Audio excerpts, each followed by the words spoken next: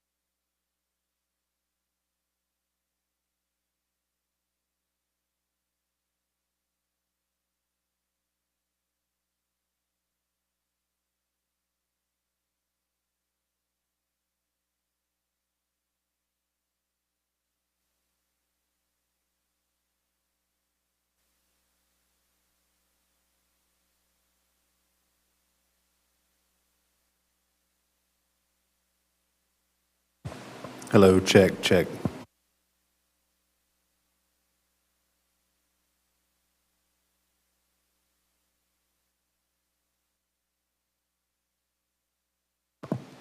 Volume check. Hello, volume check.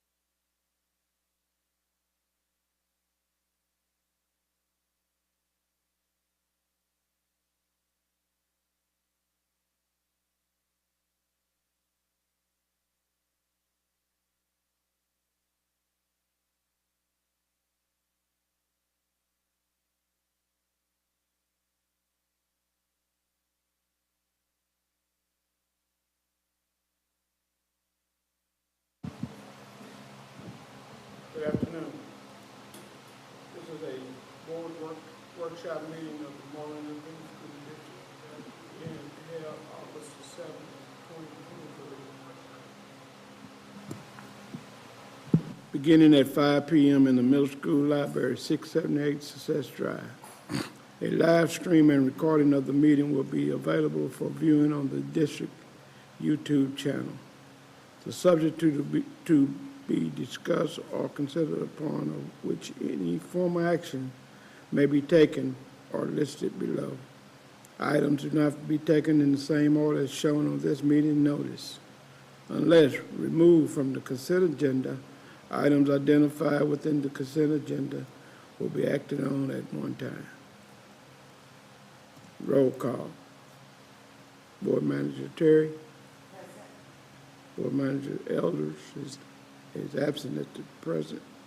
And I'm Board Manager Johnson. We have a 2-1. We do have a quorum.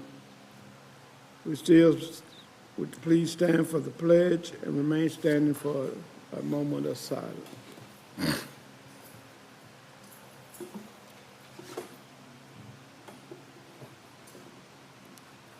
I pledge allegiance to the flag of the United States of America, to the republic for which it stands, one nation, under God, indivisible, with liberty and justice for all.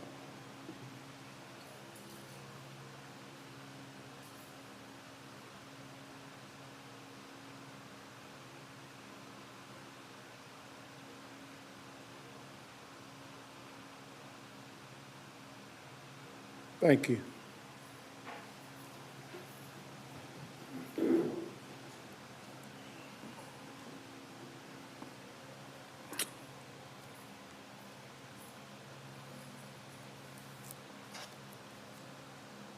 At this time, we're going into any public comments. There were none posted. Thank you, Adam. At this time, we're going into closed session at 5:02. 5:02. 5:02. 5:02.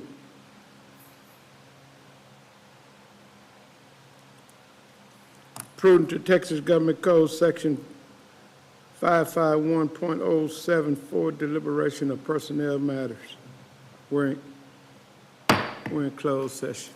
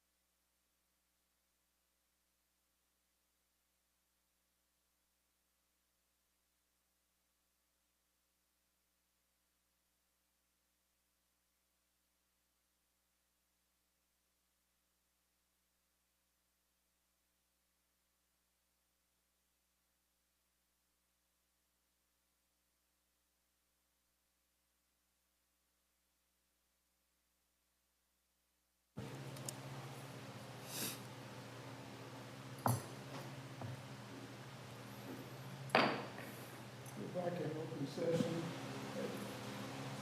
at 5:40.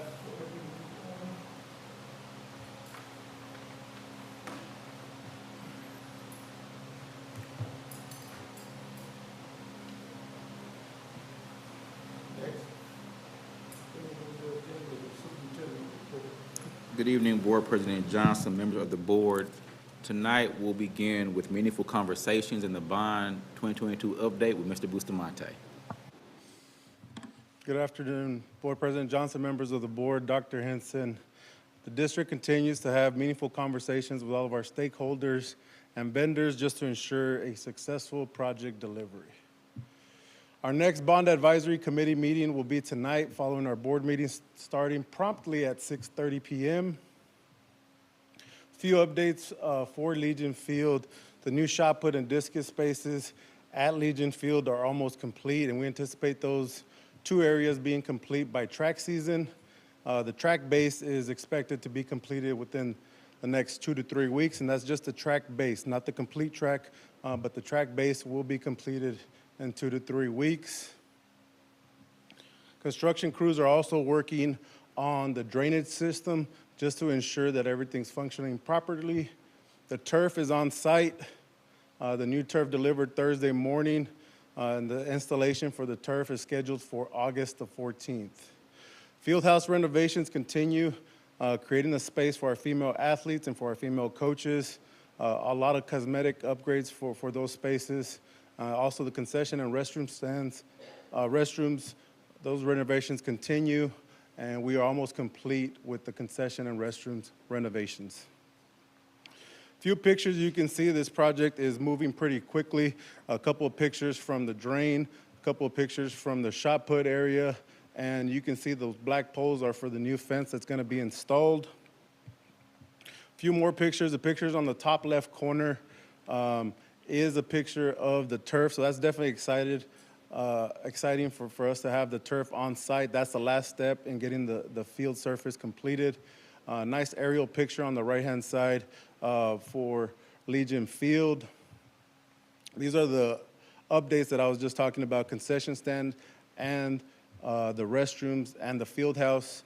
A few pictures, a little bit of everything in this picture, so definitely excited about that. They took the restroom stalls out. They're going to install new ones, create a space for our female athletes, so they'll have somewhere to shower, somewhere to get dressed, and a nice, clean environment.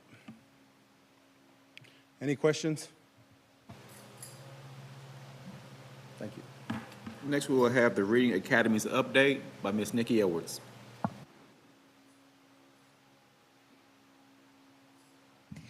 Good evening, Board President Johnson, members of the board, Dr. Henson. Literacy is vital to a successful society. It is not a luxury, it is a right, and it is our responsibility.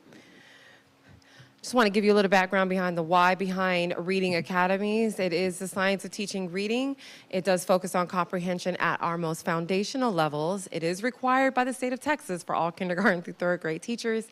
And it is training teachers on best practices in reading. So it is how our state compensates for a lack of reading pedagogy, if you will, in some of the certification programs. So Marlin ISD, we are in full compliance. This is kind of just a look through the years since we entered into Reading Academies in the 2021-2022 school year. I just have teachers up here who have remained in the district, but the ones that you see, Ms. Casper, Davenport, Johnson, and Rodriguez have completed. You do see from last year that 2 of our teachers did complete and 2 are like 99% complete. We're just waiting for those artifacts to be graded by Region 12.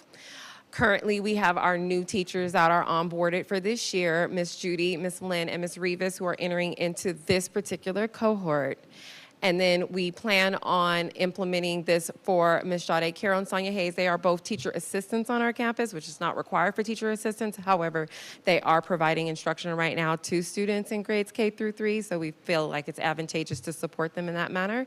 And then Ms. Kishonda Massington, who she is a full teacher. However, we did hire her after the classes had started, and so she will join our 24-25 cohort. Additionally, leadership is required to attend leadership academies. It does look a little different, and so Region 12 does not have the administrator design this year, and so we are going through Region 16 to ensure that those administrators get what they need. Ms. Jefferson is also one who's just awaiting her artifacts to be graded, and she has done the majority of her classes, and they have until the end of September. And we do have Dr. Deloach, Dr. Garcia Arnold, and Ms. Pam Thomas who are entering into it for this cohort as our elementary squad.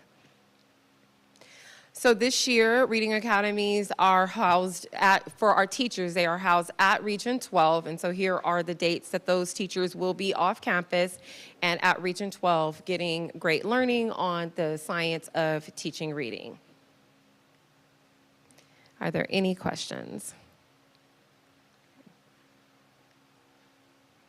All right, so our secondary online course guidelines, while grades are not an indication of intelligence, they are an indication of graduation readiness, especially in the state of Texas. And so we felt like it was time to re-clarify some of the online grading policies for our stakeholders so that everyone is in full alignment with our goal, which is 100% success on all online courses this year.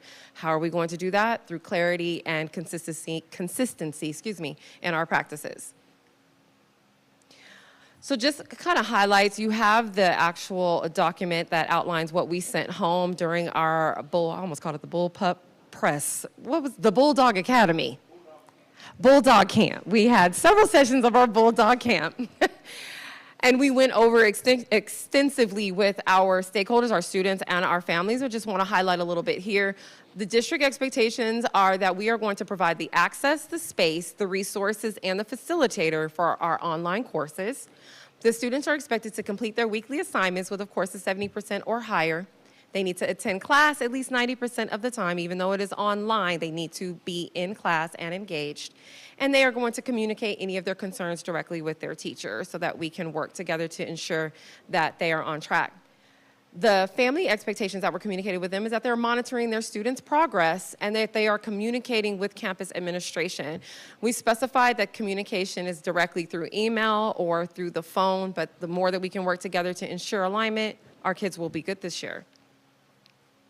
Some things that need to be outlined is, so at the last board meeting, we talked about Texas Virtual School Network for our classes that are online.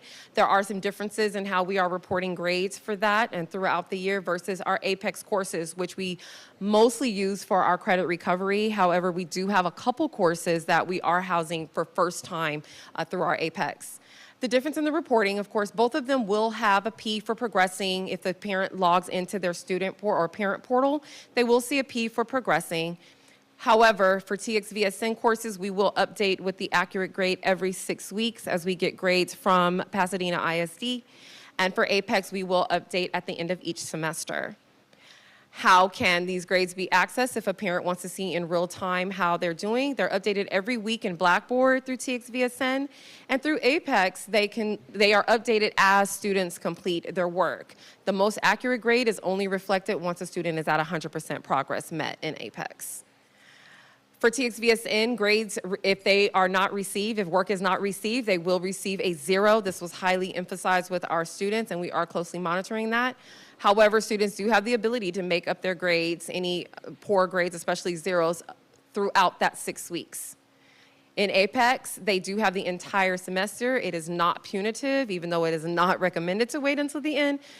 They do have the entire semester to complete their semester work.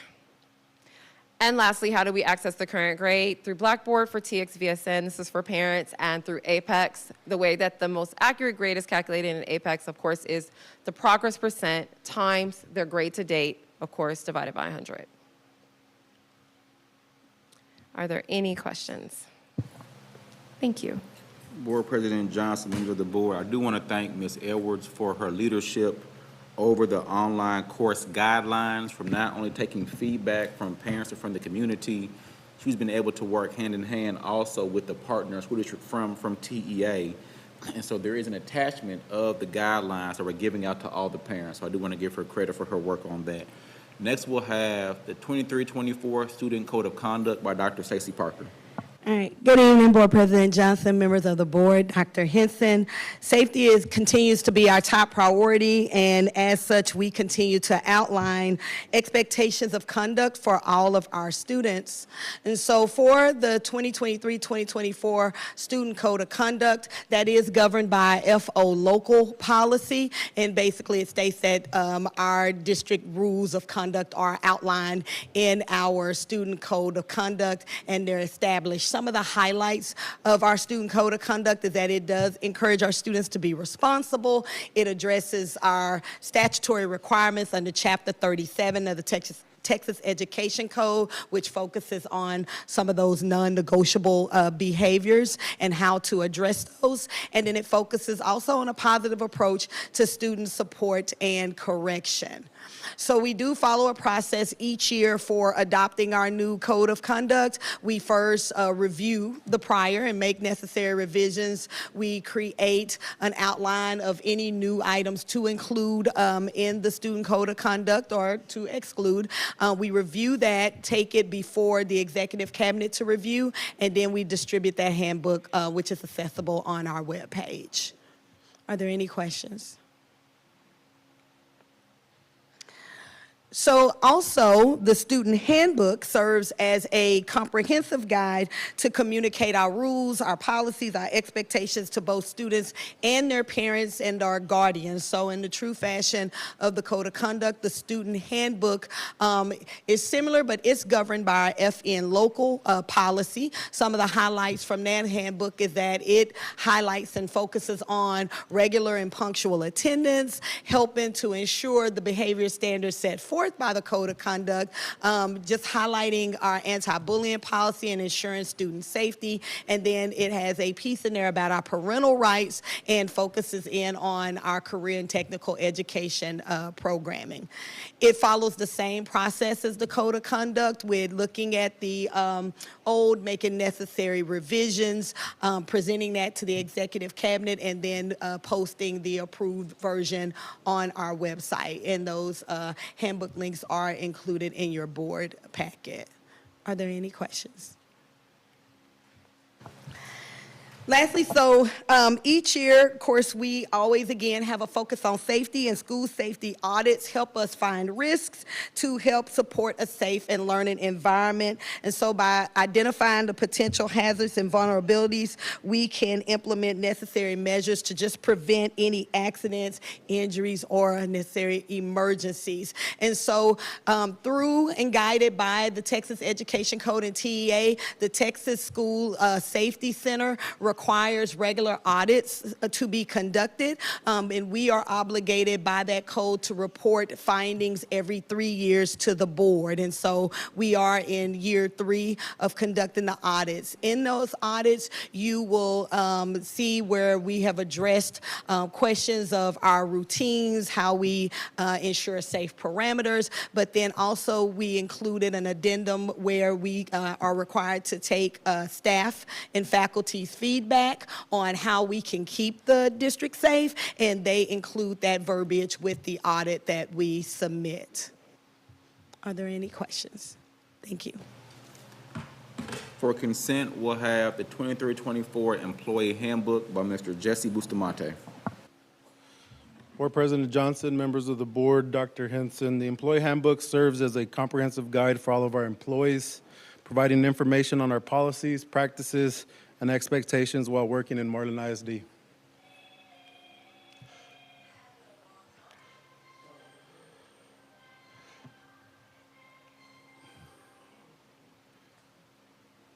Some key highlights for the Employee Handbook.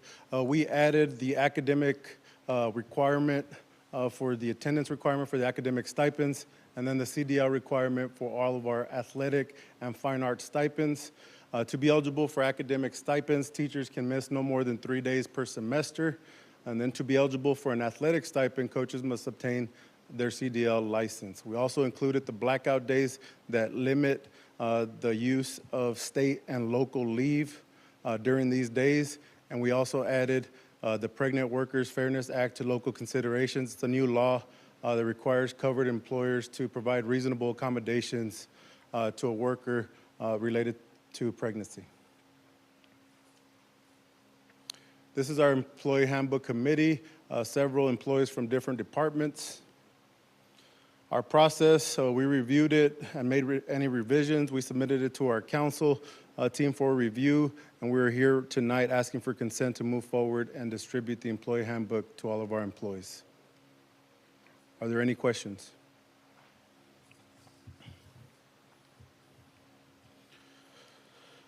Marlin ISD offers competitive salary, stipends, and benefits for our employees. We have a comprehensive compensation plan. It's evaluated annually. I will be presenting to you the 2023-2024 salary and stipend schedule updates. In your board packet, you will find the complete version of both of these items, if approved tonight. The first update I'd like to point out is in pay grade 4. Just to refresh your memory, I did present on the retention recruitment incentives, and the daycare was something that we definitely wanted to offer for our employees. In order to move forward with this process, we have to have somebody running the daycare, so we've added the daycare director to pay grade 4. Moving on to the stipend schedule, I would like to point out for auditing purposes, we're including the school action fund to the stipend schedule, the item that's highlighted in green. The School Action Fund aims to increase the number of students in schools by providing customized planning and implementation supports, expanding access to world-class learning environments, and then ensuring that our employees are compensated for providing these learning opportunities for our students, and then initiatives and target supports that meet the needs of our students in Marlin ISD. This School Action Fund is grant funded and will not cost the district any additional local funds. Are there any questions? Excuse me? So eligibility has yet to be determined. We're still working within our team to see who's going to be eligible for that stipend. Once we get that rolled out, then we can communicate to all of our employees who's eligible to receive these stipends. And Board President Johnson, members of the board, with the School Action Fund being somewhat of a newer grant, we really want to make sure that we got it onto our salary schedule to be within the parameters of TEA. If I'm not mistaken, Dr. Parker, you are the grant manager of this. So working between her and Mr. Robinson, they'll make sure that we're notifying employees who are eligible to apply to be able to see one of those stipends. Thank you. Thank you. Next, we'll have purchase CDWG by Mr. Adam Lejeune. Board President Johnson, members of the board, Dr. Henson, we continue to work with our trusted partners to provide 21st technology and software for our students and teachers. One of those vendors is CDWG. We've been working with them for a long time. They're our preferred vendor for quick turnaround or smaller tech purchases. We do have a lot of license renewals through them and other title purchases and other purchases, so we do anticipate that we'll exceed the $25,000 threshold. So we are seeking approval to continue to utilize this vendor for our ongoing licenses, equipment replacements, things of that nature. If there are any individual purchases over $25,000, we will still seek board approval for those. And purchases made with this vendor are made through state contracts, so we don't require RFPs. Are there any questions about CDWG? In the same vein, we have another vendor, BOM. BOM is also known as Troxel or CDI, but they're doing business now as BOM. They're our preferred vendor for Chromebooks, Chromebook carts, things of that nature. All of our purchases made with BOM will be made using the LASSO Technology Lending Grant. So again, we are seeking approval to exceed the $25,000 threshold in total with BOM. And they are also going to be made through state contracts and vehicles that do not require RFPs. Are there any questions? Thank you. Board President Johnson, this concludes the superintendent's report.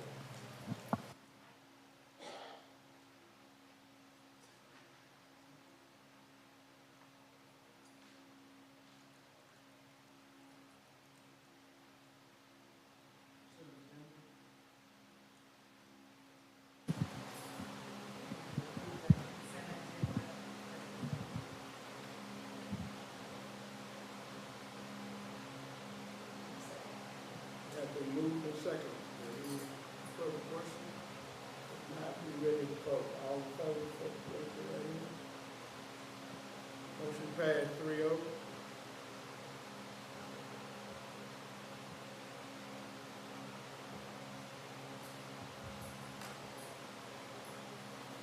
Anything else? Board President Johnson, members of the board, I do want to welcome back all of our students, faculty and staff, and leaders to the 23-24 school year. We're very excited. We've had a strong, fast-paced 6 days. So definitely credit to our campus leadership team. I see Ms. Thomas, Ms. Sanders, Ms. McDavid. I know we had a few members of the team here as well. So I do want to thank you all for just running around, walking fast, and we are excited for this school year.